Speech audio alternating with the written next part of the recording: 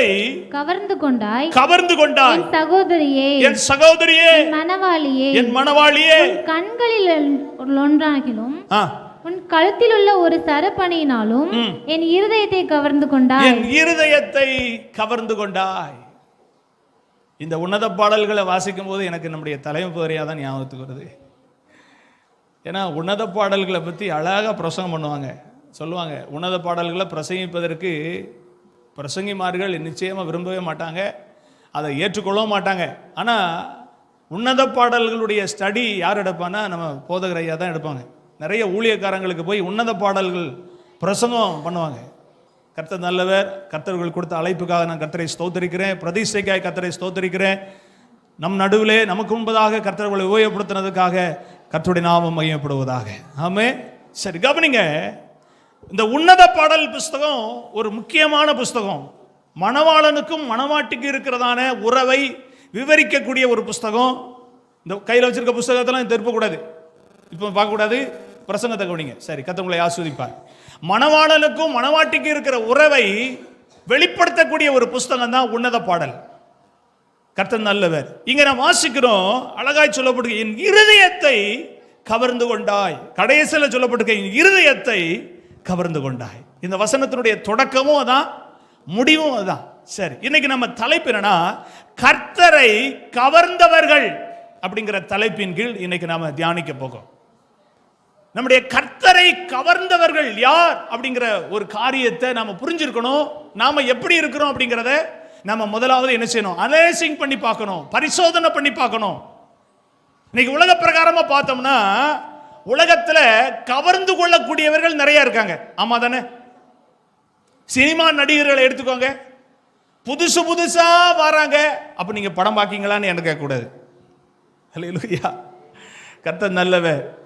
நம்ம இந்த உலகத்தில் தான் இருக்கிறோம், உலகத்தின் சகல காரியங்களையும் நம்ம பார்த்துக்கிட்டு தான் இருக்கிறோம். ஆனால் அது நாட்டம் இல்லாமல் இருக்கணும், அதான் ரொம்ப முக்கியம். ஆமே. உலக பிரகாரமாக இருக்கிற சினிமா துறைகளில் இருக்கிற நடிகர்கள், டைரக்டராக இருக்கட்டும், இசையமைப்பாளர்களாக இருக்கட்டும், ப்ரொடியூசராக இருக்கட்டும், யாராக இருக்கட்டும், இன்னைக்கு இருக்கிற சூழ்நிலை கவர்ந்து கொள்ள வேண்டும், தனக்குன்னு ஒரு இடத்தை பிடிக்க வேண்டும். மனதில், அதாவது ஜனங்களுடைய மனதில் நமக்கு ஒரு இடம் வேணும் அப்படிங்கிற அளவுக்கு இன்னைக்கு உலகம் போய்கிட்டு இருக்கு. பேச்சாளர்களை எடுத்துக்கிடுவோம், சொற்பொழிவாளர்களை எடுத்துக்கிடுவோம்.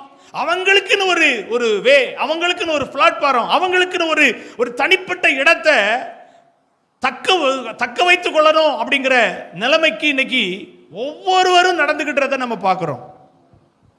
ஏன் அப்படின்னு ஒரு கொஸ்டின் வச்சோம்னா, ஜனங்களுடைய மனசை என்ன செய்யணும் சொல்லுங்களேன்? ஜனங்களுடைய மனசை கவரணும், ஈர்க்கணும், தன் பக்கம் கொண்டு வரணும். இல்லையா? சொல்லுங்க. யூடியூப்பை எடுத்துக்கிட்டோம்னா யூடியூப்ல ஆயிரக்கணக்கான லட்சக்கணக்கான சேனல்கள் இருக்கு. அன்னைக்கு ஒருத்தர் சொல்றாரு, எனக்கு ரொம்ப பழக்கமான ஒருத்தர், என்கிட்ட அடிக்கடி கேட்பார், உங்க சேனல் எப்படி இருக்கு, எப்படி ரன் ஆகுது அப்படிலாம் என்கிட்ட கேட்பார். அப்போ அவர் அன்னைக்கு சொல்றாரு, பாஸ்டர் இந்த யூடியூப்ல அன்னைக்கு ஒன்று பார்த்தேன் பாஸ்டர், நல்லா கவனிக்கணும், நல்லா கவனிக்கணும். ஒரு அன்னாச்சி பழத்தை வெட்டினாங்க. என்னத? ஒரு அன்னாச்சி பழத்தை வெட்டி நம்ம வீட்டில் துண்டு போடுற மாதிரி தான் துண்டு போட்டு உப்பையும் மிளகாவையும் போட்டு தூவி வாயில கடிச்சு திங்கான். அதுக்கு வியூஸ் எவ்வளவு தெரியுமா பாஸ்டர்? எத்தனை லட்சம் போச்சு தெரியுமா பாஸ்டர்? அப்ப நான் சொன்னேன், நீங்களும் போட வேண்டியதானே அப்படின்னு. நம்ம போட்ட ஒருத்தரும் பார்க்க மாட்டாங்க. நான் கேட்டேன், போட்டது யாரு? லேடிஸ். அப்போ அவர் சொல்றாரு, பெண்கள் போட்டா பார்த்துருவாங்க, நம்ம போட்ட பார்க்கவே மாட்டாங்க. நம்ம வீட்டில் வெட்டுற அன்னாச்சி பழத்தை 4 துண்டா வெட்டி சீனியும் உப்பையும் மிளகாப்பொடியும் போட்டு வாயில வச்சு அவன் தான் சாப்பிட்டான், நம்ம சாப்பிடல. அவன் சாப்பிட்டதுக்கு அள்ளிட்டு போகுது வியூஸ். நம்ம எதையாவது போட்டா ஒன்றும் போக மாட்டேங்குது.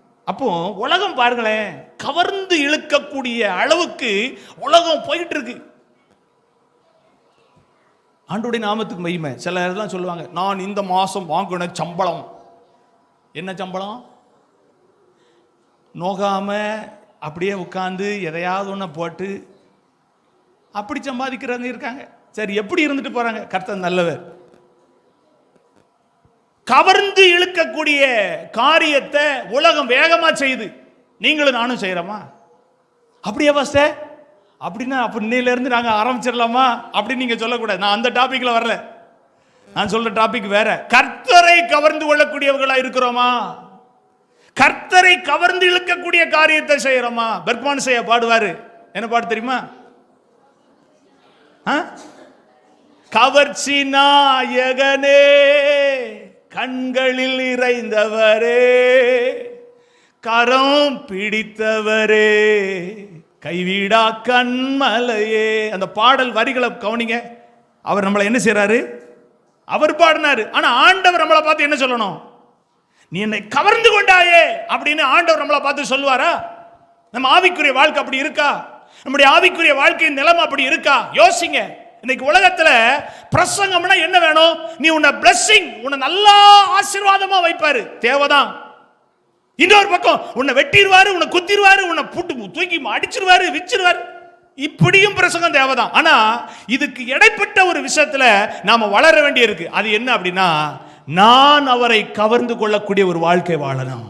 என் ஆவிக்குரிய வாழ்க்கை அவரை பிரியப்படக்கூடிய, அவர் என் வாழ்க்கையின் அனுபவத்தை கண்டு சந்தோஷப்படக்கூடிய ஒரு காரியத்தை நான்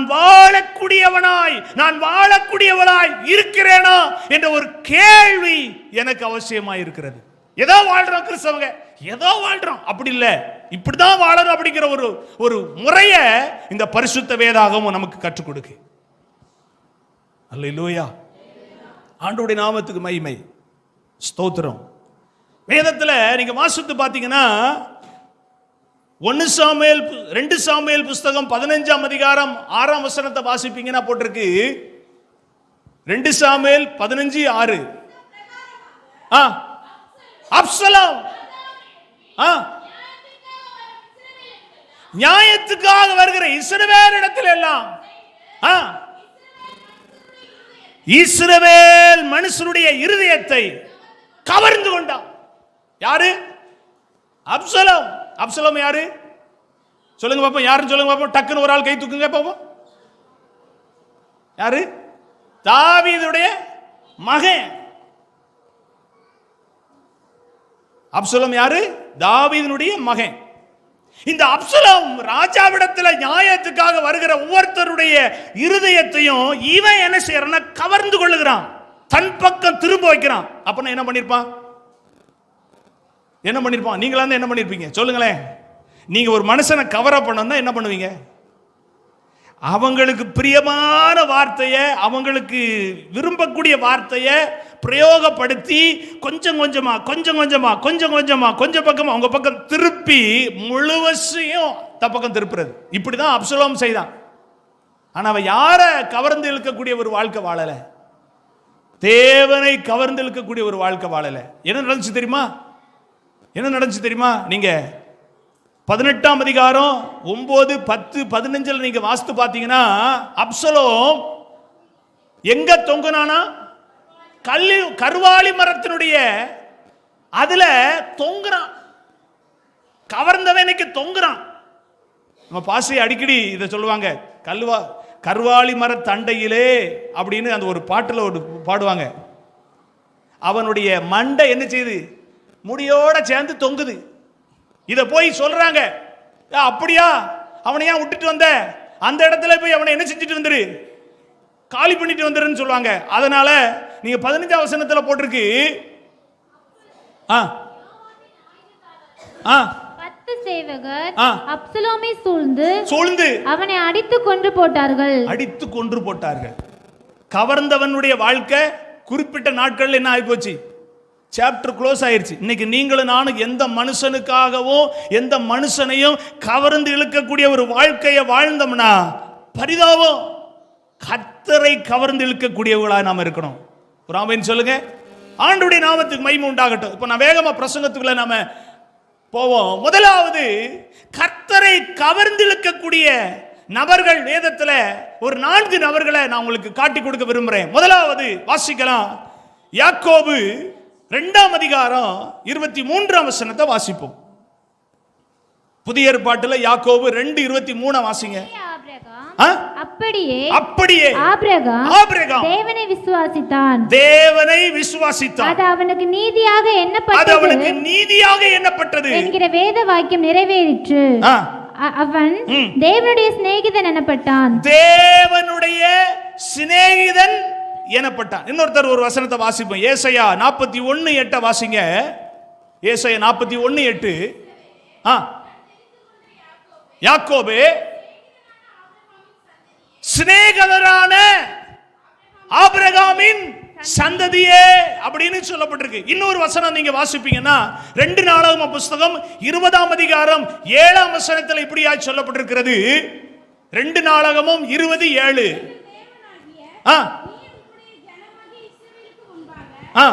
தேசத்து குடிகளை துரத்திவிட்டு இதை உம்முடைய சிநேகிதனாகிய ஆபிரகாமுடைய சந்ததிக்கு, உம்முடைய சிநேகிதனாகிய ஆபிரகாமின் சந்ததிக்கு என்றென்றைக்கும் என்றும் கொடுக்கவில்லையா?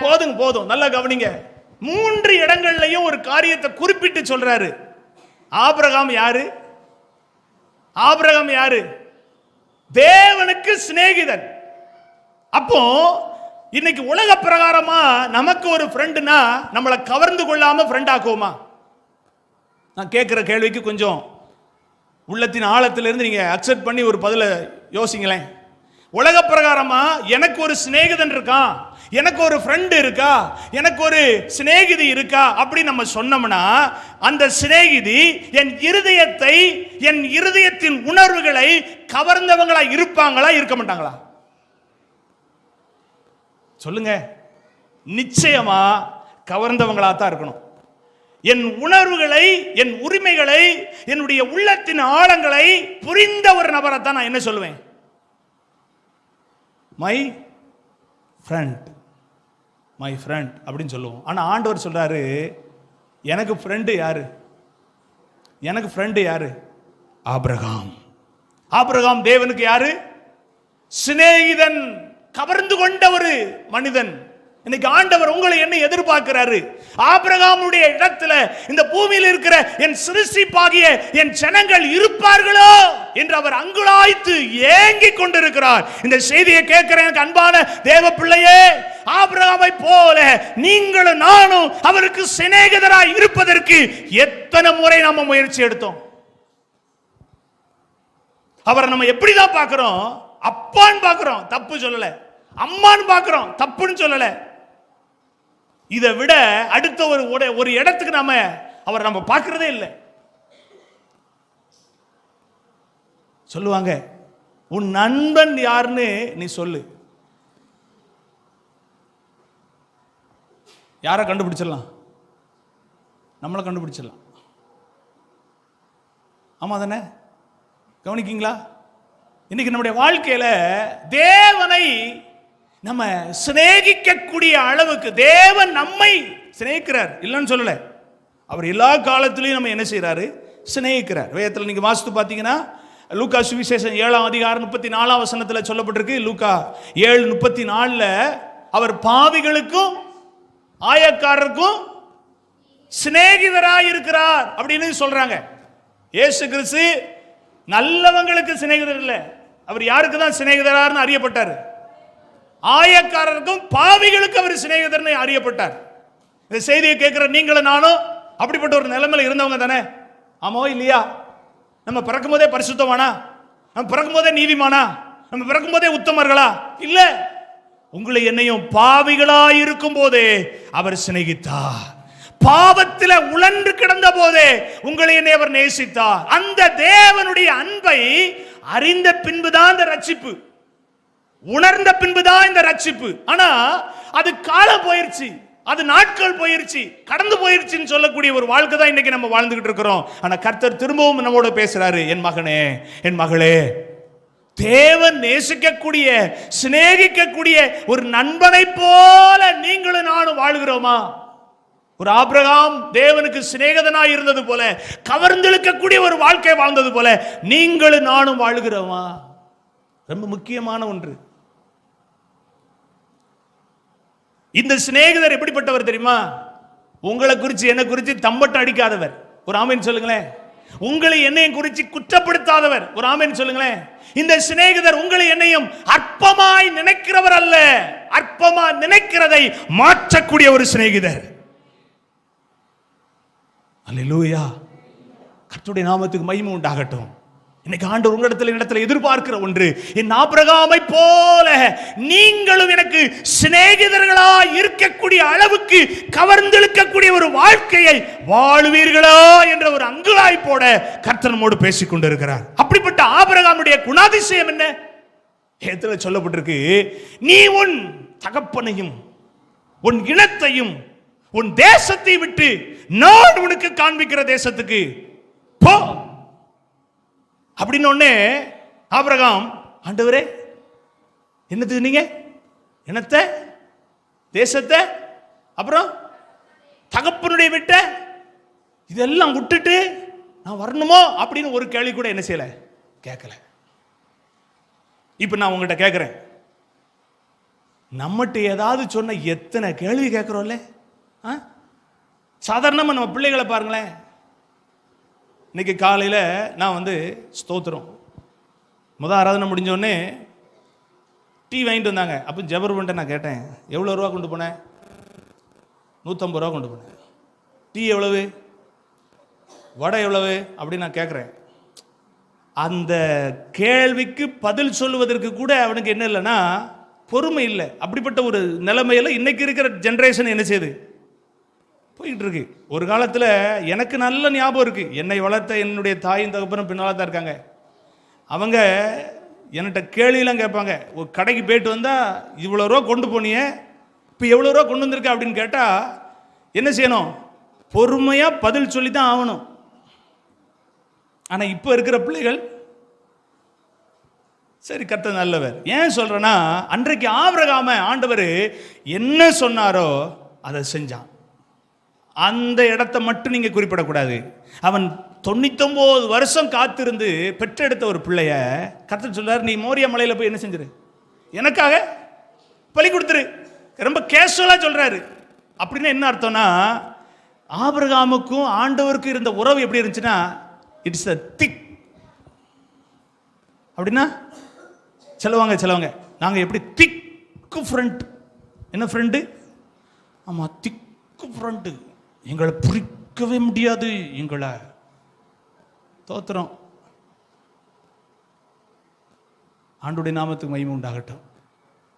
அப்படிப்பட்ட உறவு ஆபிரகாமுக்கும் தேவனுக்கு இருந்துச்சு.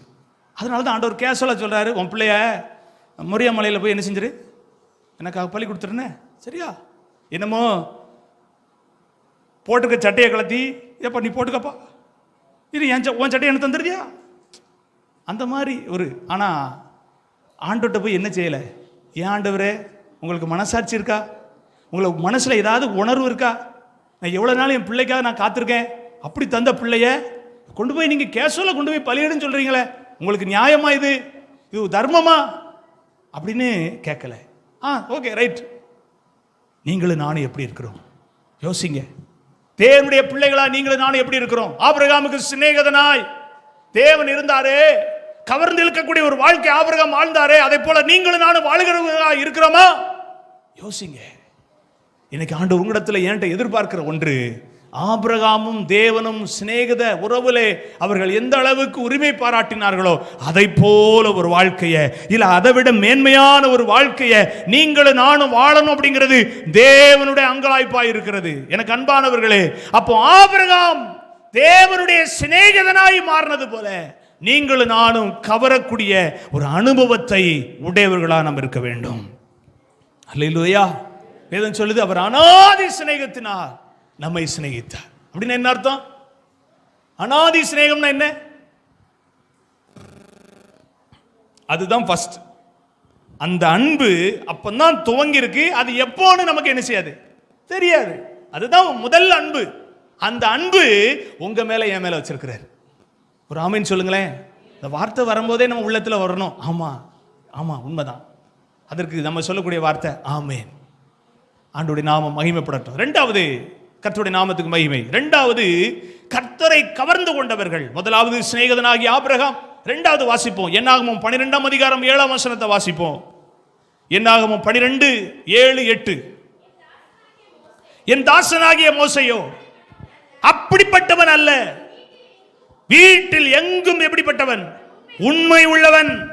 நான் அவனுடன் மறைபொருளாக அல்ல, முகமுகமாகவும் பிரதீட்சமாகவும் பேசுகிறேன். அவன் கர்த்தரின் சாயலை காண்கிறான். போதுமா? கர்த்தர் நல்லவர். இரண்டாவது, கவர்ந்து கொண்ட நபர்ல இடம் பிடிச்சது யாரு சொல்லுங்க? மோசே. மோசே எதனால கவர்ந்து கொள்ளப்பட்டார்? எதற்கு கவர்ந்து இழுக்கப்பட்ட ஒரு வாழ்க்கை வாழ்ந்தார்? உண்மை. என்னது? உண்மையை கர்த்தர் பார்த்து ஆண்டவர் மோசே மேல ஒரு ஈர்ப்பு உண்டாயிருச்சு. அவர் சொல்றாரு, என் தாசனாகிய மோசே அப்படிப்பட்டவன் அல்ல. எப்படிப்பட்டவன் அல்ல? நீங்க சொல்ற மாதிரியான ஆளு கிடையாது. அப்போ அவன் மேல நிறைய குற்றச்சாட்டு சொல்லுங்க இருந்திருக்கு. ஆனா ஆண்டவர் சொல்றாரு, நீங்க சொல்ற மாதிரியான ஆள் யாரு கிடையாது, என் தாசனாகிய மோசே கிடையாது. அவன் என் வீட்டில் எங்கும் உண்மை உள்ளவன். ராமன் சொல்லுங்க, எங்கும் உண்மை உள்ளவன். இப்ப கடந்த நாட்களில் ஒரு செய்தி கேட்டீங்களா? எத்தனை பேர் கேட்டீங்கன்னு தெரியல. இலங்கை தேசத்துல ஒருத்தர் 12 வயசுல ஒரு மூதாட்டியுடைய வீட்டில் 37 ரூபா 50 பைசா அவங்க வீட்டை ஒதுங்க வைக்கும் போது அதை எடுத்துட்டாராம். 12 வயசுல. நல்ல செய்திலாம் நீங்க கேட்க மாட்டீங்க.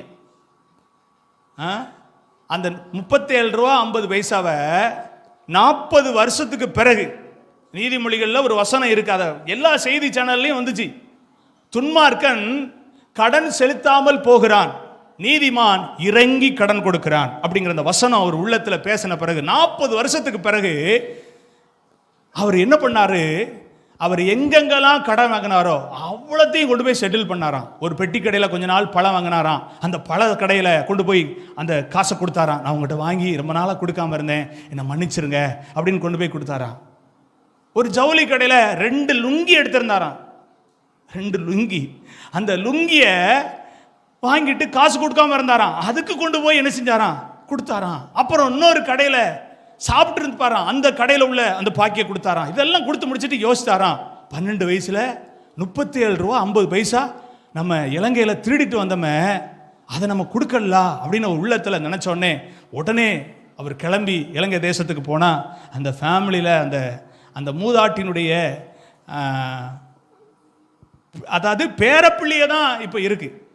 அப்போ ஒரு 3 ஃபேமிலி இருக்குன்னு அவர் கேள்விப்பட்டோடனே தலா 70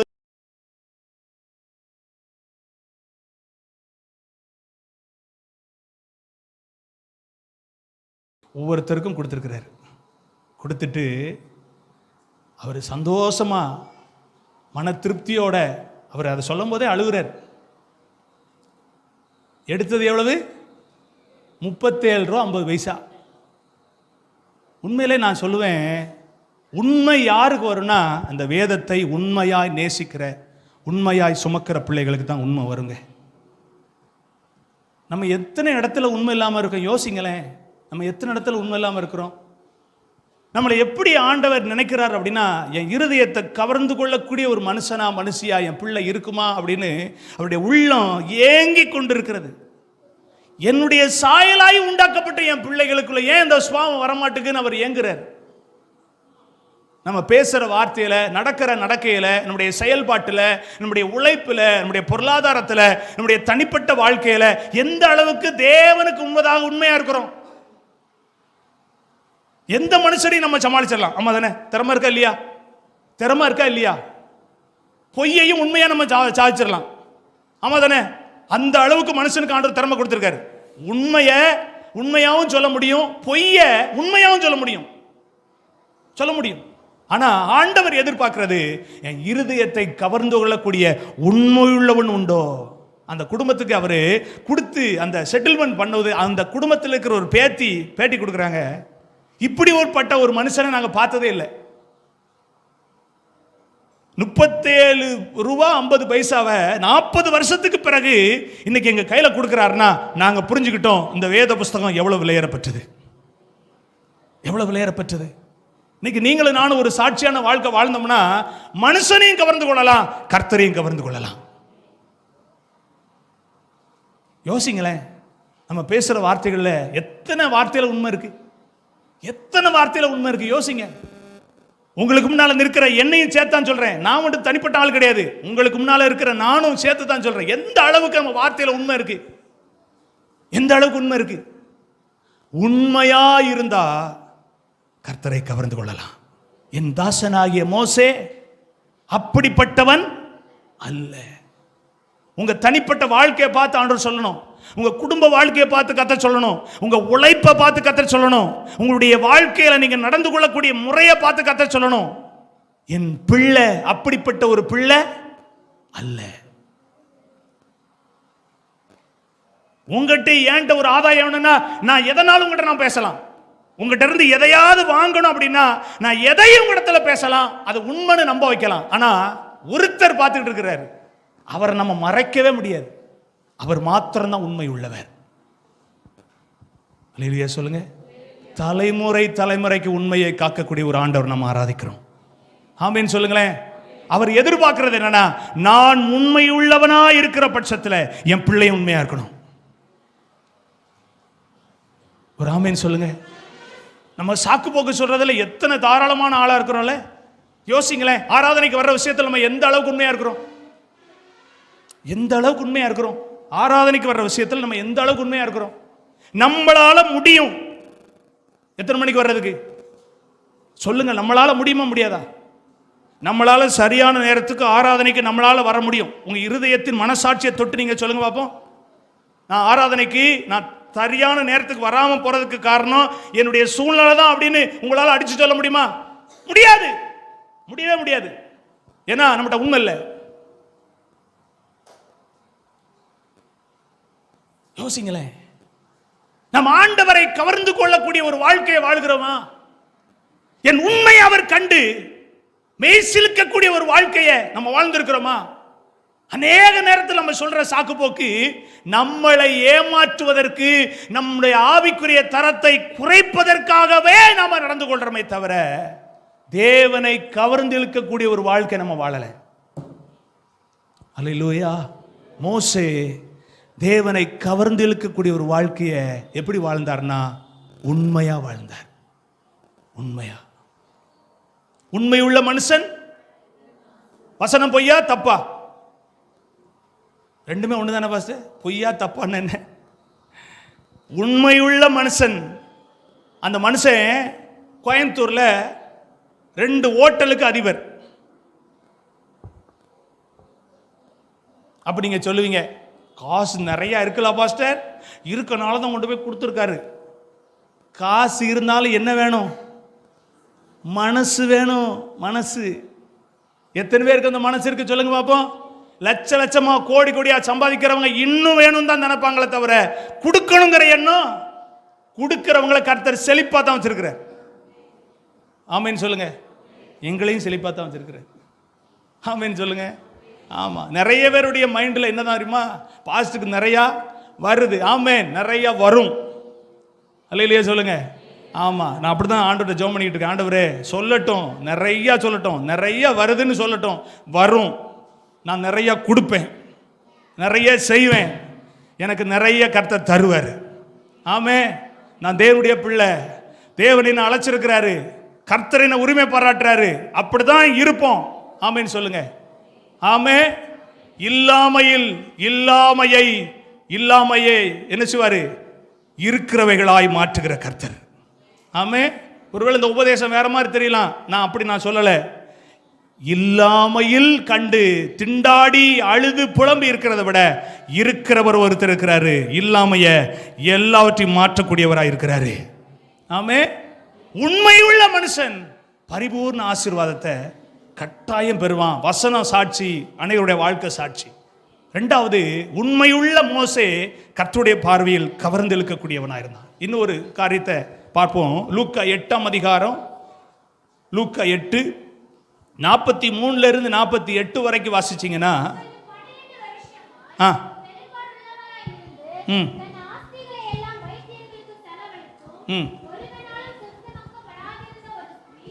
அவனுக்கு அதுல இயேசு கிறிஸ்து கேட்பாரு. அப்ப அவ தன்னுடைய வாழ்க்கையை சொல்லுவா. அதை மட்டும் வாசிமா, அதை மட்டும் வாசி. இயேசு கிறிஸ்து என்னை தொட்டது யார்? அப்பொழுது யார் என்று கேட்டார். என்னை தொட்டது யார் என்று கேட்டார். எங்களுக்கு தெரியாதென்று எல்லாரும் சொன்னபோது பேதுருவும் அவனுடைய கூட இருந்தவர்களும், ஐயரே, ஜனங்கள் உம்மை சூழ்ந்து நெருங்கி கொண்டிருக்கிறார்களே. இல்லம்மா, அந்த பெண் சொல்வாள், அதை மட்டும் வாசி.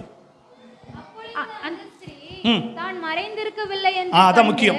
தான் மறைந்திருக்கவில்லை என்று கண்டு நடுங்கி வந்து அவருக்கு முன்பாக விழுந்து தான் அவரை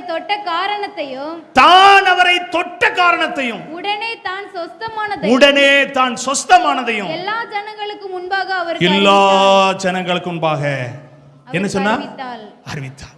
நல்ல கவனிங்க, இதுல என்னத்தை நம்ம பார்க்கிறோம் அப்படின்னா, இந்த ஸ்திரீக்குள்ள இருந்த பூர்ண விசுவாசத்தை குறிக்கிறது.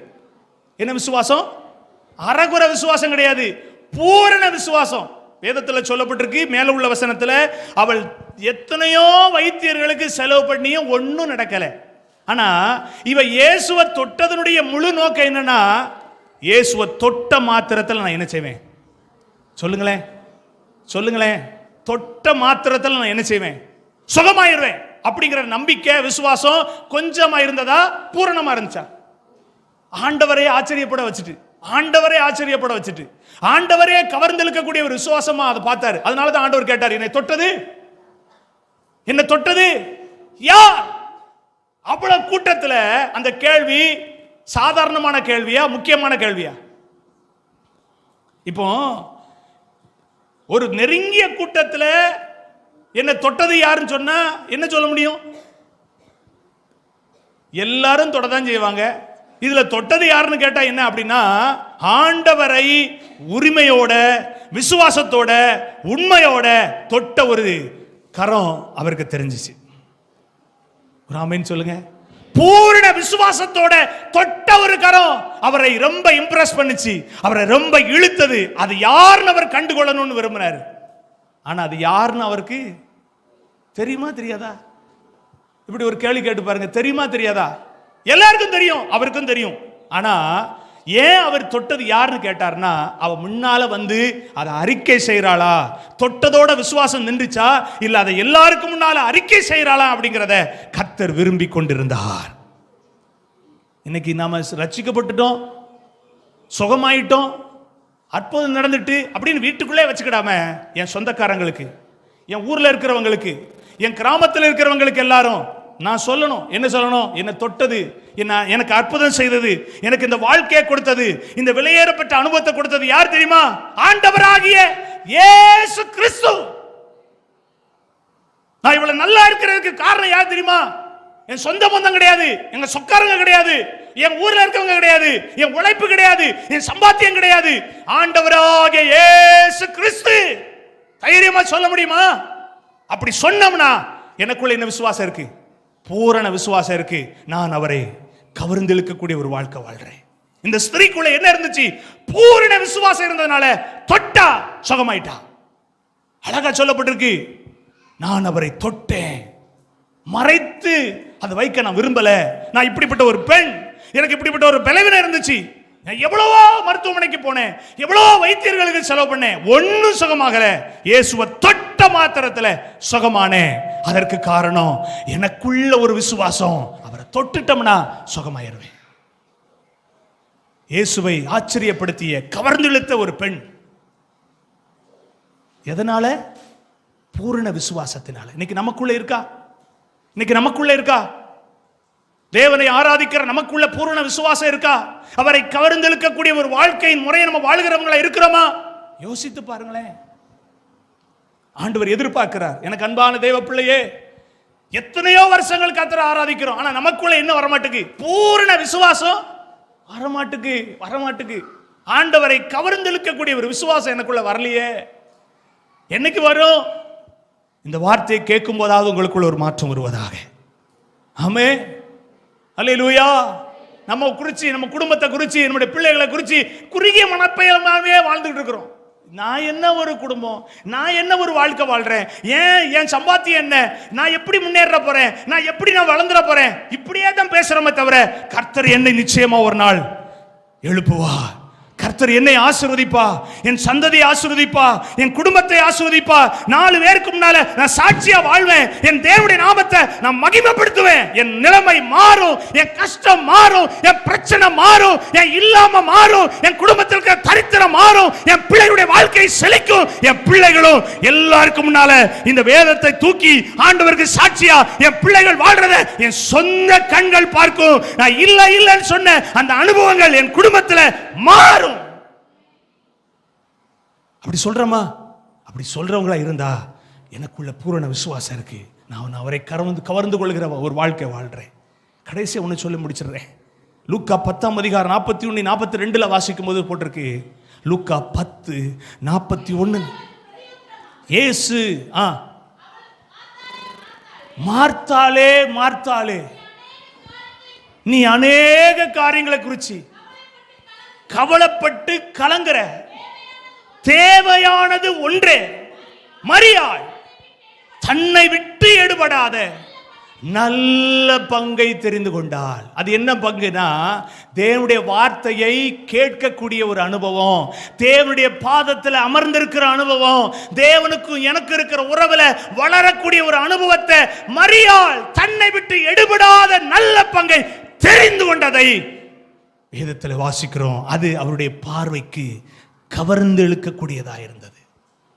2 சகோதரி இருக்காங்க, ஆனா ஒருத்தி தான் ஆண்டவருடைய இருதயத்துக்கு பிரியமானவளாய் மாறினாள். இன்னொருத்தி யாருக்காக தான் வேலை செய்யறா? யாருக்காக தான் வேலை செய்யறா?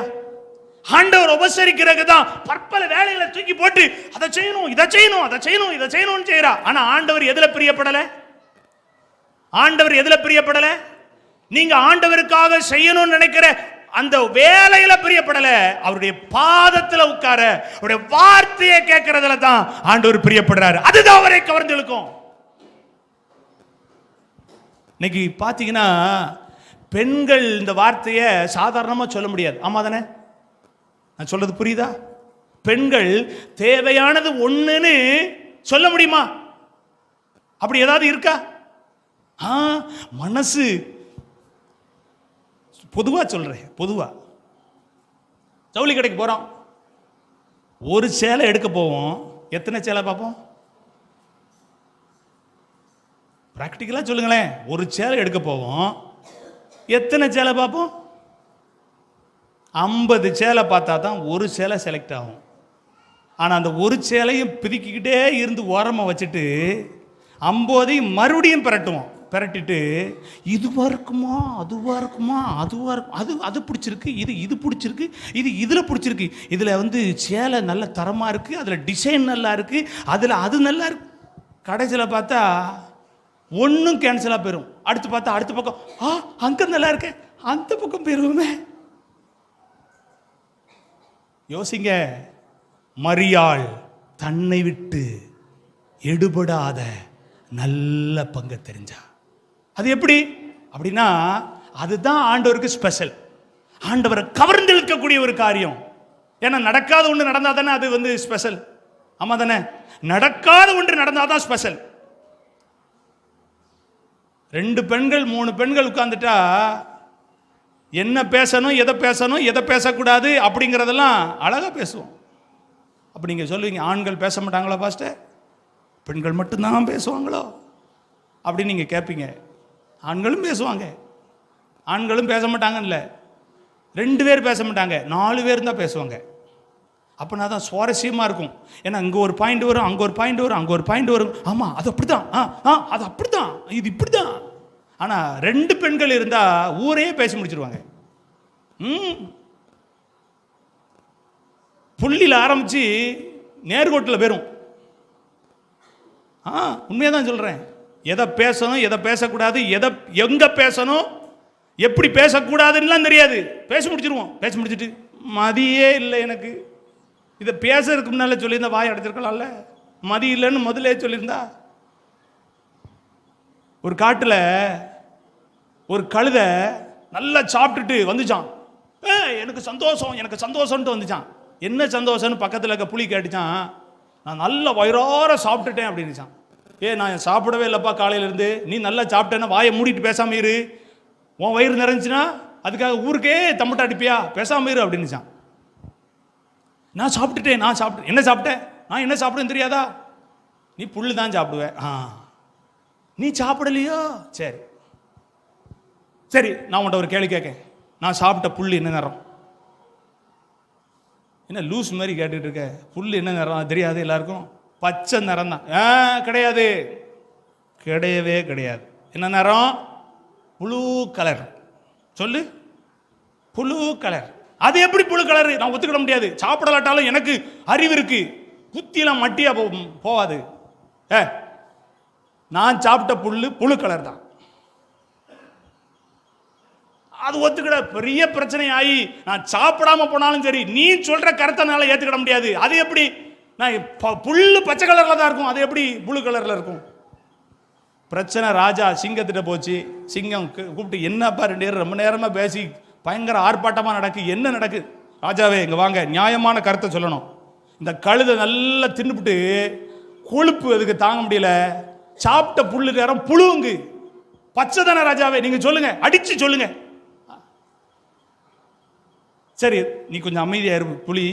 கழுதுங்க வா, நீ சொல்லு. கழுதை சொல்லிச்சான், ராஜாவே நான் ரொம்ப ஞானமான ஆளு, சரியா? நான் சாப்பிட்ட புல்லு இது பச்சைன்னு சொல்லுது, அது எப்படி ஏற்றுக்கிட முடியும்? அது புழு கலரில் தான் இருக்கு. அப்போ ராஜா சிங்கராஜா கேட்டுச்சான், நீ சாப்பிட்டியா? சாப்பிட்டேன். நல்லா சாப்பிட்டியா? நல்லா சாப்பிட்டேன். என்ன சாப்பிட்ட? புல்லு சாப்பிட்டேன். என்ன கலரு? புழு கலர். அப்படியா? சரி. உனக்கு சந்தோஷமா? சந்தோஷம். சரி நீ கொஞ்சம் அமைதியாரு. இப்போ புளியை பார்த்து, நீ தப்பு தப்பா பேசிக்கிட்டு இருக்க. என்ன ராஜாவே இப்படி சொல்றீங்க? நீ தப்பு தப்பா பேசியிருக்க, அதனால உனக்கு இதுக்கு மேல லிமிட் கிடையாது, கழுதை சொல்றதை ஒத்துக்கோ. அப்போ சொல்லிச்சான், என்ன ராஜாவே இப்படி சொல்லிட்டீங்களே, கழுதை சொன்னதை ஒத்துக்கோ. புல்லு நேரம் புழு கலர் அப்படின்னு சொல்லிடு. சரி சொல்ல முடியாத ராஜா, சொல்ல நீ, நான் ராஜா சொல்றேன். சரி புழு கலர் தான். இப்போ கழுதை சொல்லிச்சான், இப்படிலாம் விடக்கூடாது ராஜாவே, ஏதாவது தண்டனை கொடுத்து அனுப்புங்க, அப்பனா தான் என் மனசு அடங்கும் அப்படின்னு. உடனே சரி கொடுத்துருமா தண்டனை? சரி 6 மாசத்துக்கு நீ வாயை திறக்கக்கூடாது. வாயை திறந்த பாடுவா உனக்கு இருக்கு, வச்சுக்கோ. எதுக்குன்னா கழுதைட்ட நீ புல்லு நேரம் பச்சைன்னு சொன்னதுக்கு அப்படின்னு. சந்தோஷம் தாங்க முடியல கழுதைக்கு. ஆஹா நம்ம நினைச்சது சாதிச்சாச்சின்னு சொல்லி சந்தோஷமா ஓடிட்டு. இப்போ தனியா கூப்பிட்டு கேடிச்சான் புலி, ராஜாவே என்ன ராஜா ஒரு பைத்தியகரமான காரியத்தை நீங்க இப்படி சொல்லிட்டீங்களே, நீங்க ராஜா இப்படி சொல்லலாமா? புல்லு நேரம் பச்சை தானே, புழுன்னு சொல்லிட்டீங்களே. அப்போ சொல்லிச்சா ராஜா, அட அறிவு கட்ட புலி, உனக்கு ஆண்டவர் நல்ல அறிவை கொடுத்துருக்கிறாரு, நல்ல விவரத்தை கொடுத்துருக்காரு, யார்கிட்ட போய் ஆர்கியூமெண்ட் பண்ணணும்? உனக்கு அறிவு இல்லை. பச்சை கலரில் தான் புல் இருக்குன்னு தெரிஞ்சு அது புழு கலர்னு சொல்றது, நீ போய் ஆர்கியூமெண்ட் பண்ணலாமா? அதுக்கு தான் உனக்கு 6 மாசம் தண்டனை. ஓடு. இதுக்கும் அதுக்கும் என்ன சம்பந்தம் பாஸ்டர்னு கேட்பீங்க. எங்க பேசணும், என்ன பேசணும், என்ன ஆர்கியூமெண்ட் பண்ணணும் அப்படிங்கிற நாலேஜை உங்களுக்கு எனக்கும் கர்த்தர் நிறைய தந்திருக்கிறார். தந்திருக்கவங்க மாத்திரம் ஒரு அல்லையிலேயே சொல்லுங்க. ஆண்டவர் தந்திருக்கிறார். சில நேரங்களில் நம்முடைய மதிப்பு, நம்முடைய மரியாதை, நம்முடைய குணாதிசயம், நம்முடைய ஆவிக்குரிய தன்மையை இழந்து போய்கிட்டு இருக்கிறோம். ஏன்னா அறிவு கட்ட கழுதைகளோட பேசி பேசி நம்ம அறிவையும் நம்ம என்ன செஞ்சிட்டோம். தயவு செய்து நான் யாரையும் சொல்கிறேன்னு நினச்சிடக்கூடாது. நான் சும்மா ஒரு ஃப்ளோவில் தான் சொல்கிறேன். நான் அப்படிப்பட்ட ஆள் கிடையாது. ஆமே, அப்படி நான் பேசுகிற ஆளும் கிடையாது. ஆமே, அப்படி நீங்கள் நினச்சா தப்பாக நினைக்கிறீங்கன்னு நினச்சிக்கோங்க. கர்த்தர் உங்களை ஆஸ்வதிப்பார். சில நேரங்களில் அறிவில்லாமல் பேசுகிற இடத்துல நீங்களும் நானும் ஆர்கியூமெண்ட் பண்ணவே கூடாது. ஆர்கியூமெண்ட் பண்ணவே கூடாது. வாக்குவாதம் இருக்கவே இருக்கக்கூடாது. டிபேட் பண்ணவே கூடாது. அந்த இடத்த விட்டு விலகி போகலாம். இல்லை அவங்க சொல்கிறத ஆமாம் ரைட், நீங்கள் சொல்கிறதான் கரெக்டு அப்படின்னு ஒத்துக்கிட்டோம்னா, உண்மையாக சொல்கிறேன், நீங்கள் தேவையானதை அறிந்து கொண்ட பிள்ளைகள், தேவையானதை புரிந்து கொண்ட பிள்ளைகள், தேவையான வாழ்க்கையை தெரிந்து கொண்ட பிள்ளைகள். உங்கள் வாழ்க்கை தேவனுக்கு முன்னால் கவர்ந்து இழுக்கப்பட்ட வாழ்க்கையாக இருக்கும். அவலட்சணமான வாழ்க்கை இருக்க வாய்ப்பில்லை. ஆமே, சொல்றது புரியுதா? தேவையானது ஒன்றேன்னு அறிந்து கொண்டதுனால கர்த்தருடைய பாதத்தில் உட்கார்ந்து ஆண்டவர் என்ன பேசுவாரோன்னு கேட்கக்கூடிய அளவில் வாழ்க்கை மாறிடுச்சு. இன்னைக்கு எத்தனை பேர் நீங்கள் சொல்ல முடியும், ஞாயிற்றுக்கிழமை ஆராதனை எனக்கு பிடிச்சது என்ன, ஞாயிற்றுக்கிழமை ஆராதனையில் பிடிச்சது என்ன அப்படின்னு எத்தனை பேர் தைரியமாக உங்களால் சொல்ல முடியும்? எனக்கு பிரசங்கம் பிடிக்கும் பாச அப்படின்னு எத்தனை பேர் சொல்ல முடியும்? எங்கள் பாஸ்ட் 12 மணின்னு சொல்லிட்டு 12:15 தான் முடிப்பார், இல்லைன்னா 12:30 தான் முடிப்பார். எப்படி பிடிக்கும் எங்களுக்கு? இல்லை எப்படி எங்களுக்கு பிடிக்கும்னே இந்த புல்பீட்டுக்கு வந்தால் தான் உங்களுக்கு தெரியும் எத்தனை மணிக்கு பாஸ்ட் ஒரு சின்ன அவுட்லைனை சொல்லி முடிக்கிறதுக்குள்ளே 1/4 மணி நேரம் போயிடும். அடுத்து பாயிண்டை சொல்லி 2வது பாயிண்ட்டுக்குள்ளே வரும்போதே 1/2 மணி நேரம் ஓடிடும். அப்புறம் 3வது பாயிண்ட்டுக்கு எங்கே போய் நிற்க? அப்போ நீங்கள் சொல்லுவீங்க, பாஸ்டர் இதுக்கு தான் ஊழியத்துக்கே வரக்கூடாது, இப்படிலாம் தர்மச்சங்கடமான சூழ்நிலை ஊழியத்தில் இருக்குன்னு தெரிஞ்சுக்கிட்டு தான் ஊழியத்துக்குன்னு ஜோமன்னா தலையாட்டுறது. நான் வரவே மாட்டேன், ஊழியமா எனக்கு வேணாம். அப்படி ஆட்டுற அவ்வளோ பேர் தான் கர்த்தர் கயிறை போட்டு இழுத்து கொண்டு வருவார். ஒரு அல்லேலூயா சொல்லுங்களேன். ஆமே, ஆமாம். கர்த்தருடைய நாமத்துக்கு மகிமை உண்டாகட்டும். கர்த்தர் உங்களை ஆஸ்வதிப்பார். 4 காரியங்களை சொல்லியிருக்கேன். முதலாவது, சிநேகிதனாய் கவர்ந்தெழுக்கப்பட்ட ஆபிரகாம், உண்மையாயிருந்த மோசே, மனப்பூர்வமாய் பூரணமான விசுவாசத்தை உடைய ஸ்திரீ.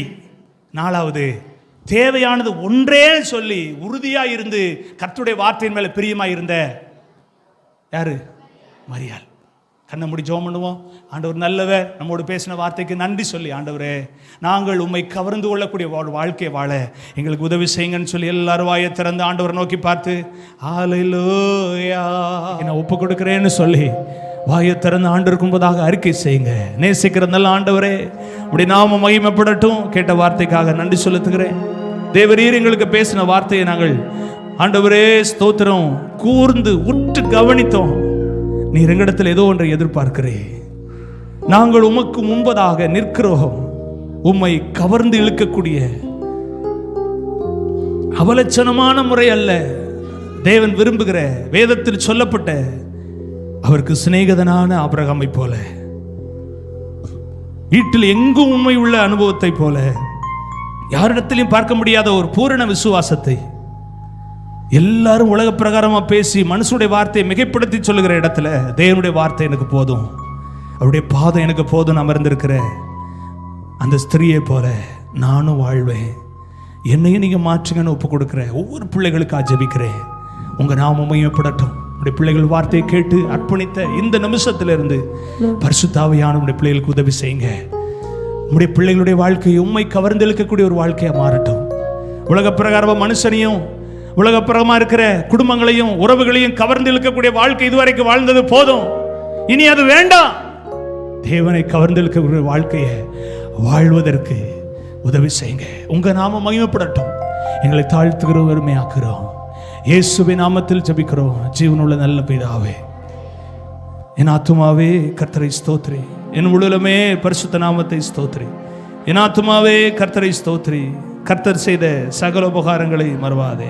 அவர் உன் அக்கிரமங்களை எல்லாம் மன்னித்து உன் நோய்களை எல்லாம் குணமாக்கி உன் பிராணனை அழுவுக்கு விலக்கி மீட்டு உன்னை கிருபையினாலும் இரக்கங்களினாலும் முடிசூட்டி நன்மையால் உன் வாயை திருப்தி ஆக்குகிறார். கழுகு சமணமாய் உன் வயது திரும்ப வாழ வயது போலாகிறது. ஆமே. நம்முடைய கர்த்தராகிய இயேசு கிறிஸ்துவின் கிருபையும் பிதாவாகிய தேவனுடைய அன்பும் பரிசுத்த ஆவியினுடைய ஐக்கியமும் சமாதானமும் சந்தோஷமும் உடைய வருகை பரியந்தம் நம்மோடு கூட இருந்து காத்து நம்மை நடத்துவதாக. சொல்லுங்க அல்லேலூயா, அல்லேலூயா, அல்லேலூயா. கர்த்தர் உங்களை ஆசீர்வதிப்பாராக. சமாதானத்தோடு கடந்து போங்க.